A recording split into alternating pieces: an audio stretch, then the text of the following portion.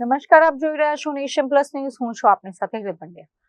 વડોદરા જિલ્લાના ડેસર તાલુકાના મેરાકુવા ગામે ગરીબોના 19 સરદાર આવાસ યોજનાના મકાનો તોડી પાડવાના ચકચારી મામલામાં હવે વહીવટી તંત્ર સફાળું જાગ્યું છે. મીડિયામાં અહેવાલો પ્રસારિત થયા બાદ અને પીડિત લાભાર્થીઓના આક્રોશ વચ્ચે હવે ડેસરના તાલુકા વિકાસ અધિકારી દિનેશ પટેલ પણ ખુદ મેદાને ઉતર્યા છે. ડેસરના મેરાકુવા ગામે કોઈપણ જાતની નોટિસ વગર સરદાર આવાસ યોજનાના 25 વર્ષ જૂના 19 મકાનો તોડી પાડવાનો મુદ્દો હવે ગરમાયો છે.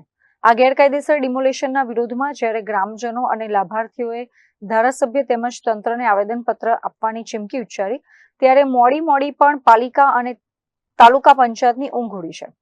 ડેસરના તાલુકા વિકાસ અધિકારી દિનેશ પટેલે આજે વહેલી સવારે જ સ્ટાફ સાથે મેરાકુવા ગામના રાતડિયા પંથકની મુલાકાત લીધી હતી.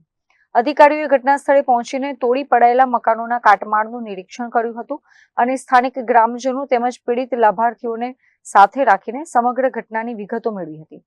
ટીડીઓ સમક્ષ ગ્રામજનોએ પોતાનો પ્રચંડ આક્રોશ ઠાલવ્યો હતો અને આ ગેરકાયદેસર કૃત્ય પાછળ જે પણ માથાભારે તત્વો કે રાજકીય ઓથ ધરાવતા લોકો સામેલ હોય તેમની સામે કડક ફોજદારી ગુનો નોંધવાની માંગ કરી છે.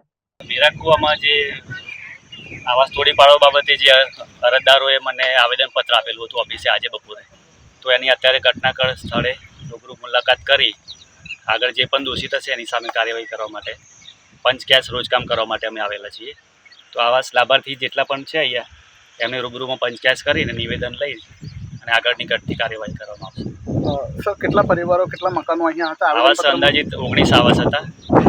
હવે તલાટી કમિટીના રેકોર્ડમાં કેટલા આવાસ છે એ પણ ચેક કરવામાં આવશે અને જે પણ દોષિત હોય આ ગેરકાયદેસર રીતે તોડી પાડે છે એની સામે કાર્યવાહી કરવામાં આવશે. અત્રે ઉલ્લેખનીય છે કે હવે જ્યારે ઉચ્ચ અધિકારી પોતે જ તપાસમાં જોડાયા છે ત્યારે ગ્રામજનો પાસેથી લેખિત રજૂઆતો કે પુરાવાઓ એકત્રિત કરવામાં આવી રહ્યા છે. તાલુકા વિકાસ અધિકારીના જણાવ્યા અનુસાર આ મામલે વિગતવાર રિપોર્ટ તૈયાર કરવામાં આવશે અને તપાસના અંતે જે પણ જવાબદાર વ્યક્તિ ખુલશે તેની સામે કાયદાના લીરે લીરા ઉડાવવા બદલ આકરી કાયદાકીય કાર્યવાહી હાથ ધરવામાં આવશે. Bureau report, nation plus news, ડેસર. સમાચારોના સતત અપડેટ મેળવવા માટે અમારી નેશન પ્લસ ન્યૂઝની યુટ્યુબ ચેનલને સબસ્ક્રાઇબ કરો, બેલ આઇકન દબાવો અને જોડાયેલા રહો ફેસબુક, ઇન્સ્ટાગ્રામ અને ટ્વિટર પર.